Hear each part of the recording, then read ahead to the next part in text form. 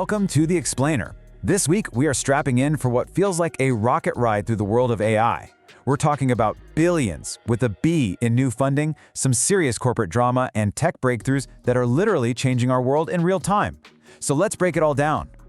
Okay, let's just dive right in, because the pace right now is, well, it's just staggering. Seriously, if you blink, you might miss the next big thing. We're not just talking about slow progress. We're seeing these massive investments, really high-stakes legal fights, and technological leaps that are pushing the limits of what we thought was possible, like every single day.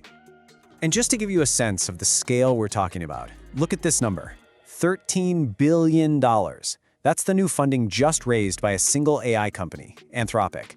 You know, this isn't just an investment, it's pure rocket fuel for this incredible tech race. And that race? Oh, it is getting personal. The competition is so fierce now that we're seeing major lawsuits alleging stolen secrets between the biggest names in the game. In this case, it's between Elon Musk's xAI and, you guessed it, his former company, OpenAI. So first up, let's take a look at this new corporate battleground. It's a place where billions of dollars and literally the brightest minds on the entire planet are the weapons of choice. The drama here is honestly straight out of a movie script.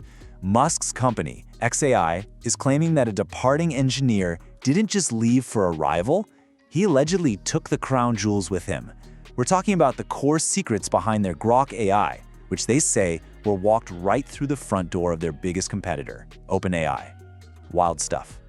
At the same time, you've got Anthropic, the company that makes the AI assistant Claude. They are just experiencing this truly explosive growth. After locking down that massive $13 billion funding round, their revenue has just skyrocketed, multiplying 5 times over in less than a year. That's not just growth, my friends, that is a sonic boom. But look, all this intense competition isn't just about juicy corporate drama. It's forcing absolutely incredible leaps in the technology itself. And the new focus? It's all about making AI models more powerful and, maybe even more importantly, way more efficient than ever before. And speaking of that, Apple has officially entered the ring, and they are tackling one of AI's biggest headaches head-on: speed. You know that little lag time between asking an AI a question and getting that first word back?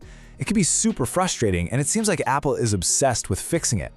And their solution is, well, it's stunning. Their new model, called FastVLM, is a mind-boggling 85 times faster at starting its response. But here's the real kicker. It does all that while being 3 times smaller than the older models. Faster and smaller. That's the holy grail.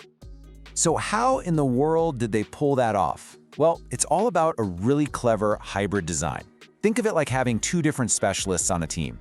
You've got one who's incredibly fast at spotting tiny details, and another who's a genius at understanding the big picture. By making them work together, the AI becomes so efficient it can just run on a regular MacBook Pro, not some giant, power-hungry server farm. This is a huge, huge step toward having powerful AI right on our personal devices.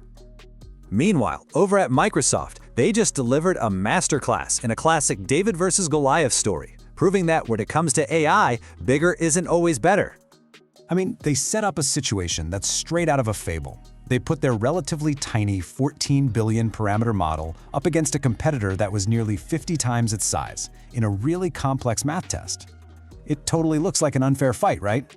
And yet, the smaller model didn't just win, it totally dominated. So what was its secret weapon? It could write and run little bits of Python code to check its own work before giving an answer. It's just a perfect example of working smarter, not just bigger. So what's really cool is that these technical breakthroughs aren't just happening in a lab somewhere. They're now translating into real-world applications that are starting to feel like they're pulled directly out of a sci-fi movie. So after all this kind of abstract talk about models and parameters and all that, what can this new wave of AI actually do for us? What does it look like when it finally leaves the lab and shows up in our daily lives? Well, for starters, it can finally start helping with those tedious chores that we all hate. I mean, check this out. This is a humanoid robot from a company called Figure, and it has learned how to do the dishes. It handles these delicate plates with a kind of precision that was just unthinkable even a year ago. AI can also now hear what it sees. There's a new open source model that can watch a completely silent video clip and then generate perfectly synchronized, super realistic audio for it. Everything from the roar of a lion to the very specific crack of skateboard wheels hitting the pavement. It's incredible.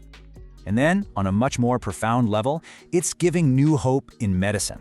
There's a system called CME that can detect tiny, purposeful facial movements in coma patients, these little signs of consciousness, an average of 4 days earlier than human doctors can. I mean, this is technology that could truly change lives. So with AI moving this fast, the conversation is, thankfully, shifting from what can it do to how do we actually prepare society? How do we build the right education systems and, the guardrails for this completely new era? And the investments are definitely starting to match the scale of the challenge. Tech giants are pouring billions of dollars into education, like Microsoft's $4 billion initiative to help prepare everyone from students to the current workforce for an AI-driven economy.